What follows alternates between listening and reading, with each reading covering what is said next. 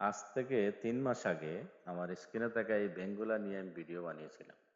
আপনারা দেখেছেন অনেকেই। অনেকে বলেছিলেন, ভাই আমারও এই ব্যাংকে অ্যাকাউন্ট আছে, আমার এখানে টাকা ছিল, টাকা দিতেছেন এরকম বলছিলেন অনেকে।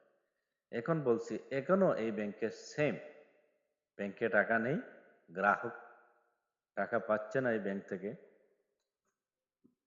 তো এই আমার সকল প্রবাসী ভাইদেরকে বলবো, আপনারা প্রবাস থেকে এই 5টি ব্যাংকে আপাতত টাকা ছাড়বেন না। যদিও আপনার অ্যাকাউন্ট থাকে এই ব্যাংকগুলাতে, এই ব্যাংকে টাকা দিবেন না।